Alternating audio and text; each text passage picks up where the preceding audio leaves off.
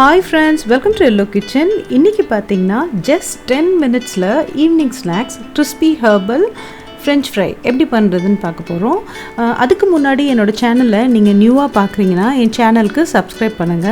அதே மாதிரி கீழ வந்து ஒரு பெல் ஐகான் இருக்கும். அந்த பெல் ஐகானை கிளிக் பண்ணீங்கன்னா நான் ரெகுலரா போடுற வீடியோஸ் எல்லாமே உங்களுக்கு நோட்டிஃபிகேஷனுக்கு வரும். அதே மாதிரி என்னோட வீடியோக்கு லைக் கொடுங்க.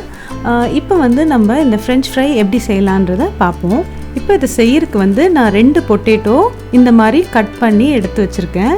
இதை வந்து நம்ம வெறும் தண்ணியில் போட்டு ஒரு வாட்டி வாஷ் பண்ணி எடுத்துடணும். இதை வாஷ் பண்ண அப்புறம் பார்த்திங்கன்னா இதை வந்து நம்ம இன்னொரு பேனில் வந்து இந்த பொட்டேட்டோஸ் அதில் வந்து போட்டுட்டு இதை வந்து நம்ம ஒரு 2 மினிட்ஸ்க்கு பாயில் பண்ண போகிறோம். ஸோ இந்த தண்ணி யூஸ் பண்ணக்கூடாது, இதை ஜஸ்ட் எடுத்துருங்க.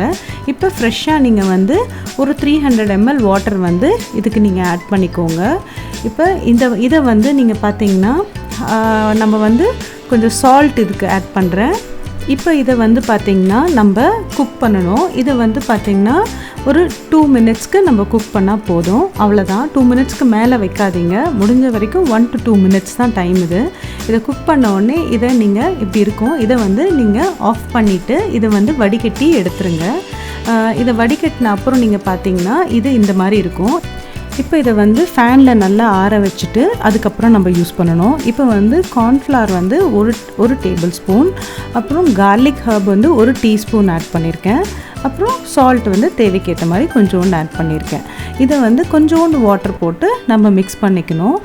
நம்ம சால்ட் வந்து ஃபஸ்ட்டு கொஞ்சம் ஆல்ரெடி போட்டனால சால்ட்டை வந்து கரெக்டாக கொஞ்சமாக போட்டுக்கோங்க, நீங்கள் பார்த்துட்டு யூஸ் பண்ணிக்கோங்க சால்ட் மட்டும். இப்போ இதை மிக்ஸ் பண்ணியாச்சு. இப்போ இது ரெடி ஆகிடுச்சு. இதை வந்து நான் வந்து ஆயில் டீப் ஃப்ரையில் இப்போ போட்டு ஃப்ரை பண்ணுறேன்.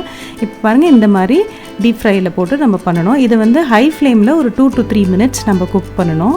இப்போ பாருங்கள், இந்த மாதிரி இதை ஹை ஃப்ளேமில் தான் நான் வச்சுருக்கேன், லோ ஃப்ளேம் கிடையாது.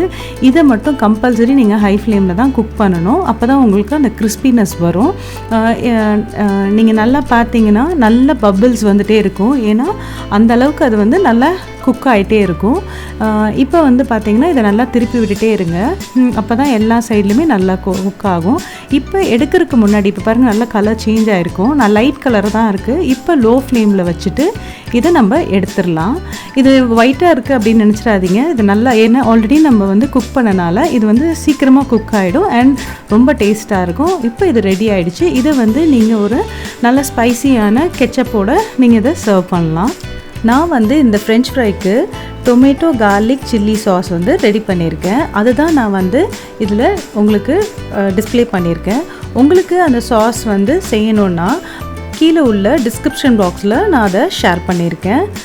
நீங்கள் இதை கண்டிப்பாக ட்ரை பண்ணி பாருங்கள், இது ரொம்ப டேஸ்ட்டாக அண்ட் எல்லா ஃப்ரெஞ்ச் ஃப்ரை கட்லெட்ஸ்க்கும் இது ரொம்ப டேஸ்ட்டாக இருக்கும். இதுக்கு என்னோடய எல்லோ கிச்சன் சேனல் பிடிச்சிருந்தா லைக் பண்ணுங்கள், ஷேர் பண்ணுங்கள், சப்ஸ்கிரைப் பண்ணுங்கள். மறக்காமல் கீழே இருக்க பெல் ஐக்கானை கிளிக் பண்ணுங்கள். தேங்க்யூ.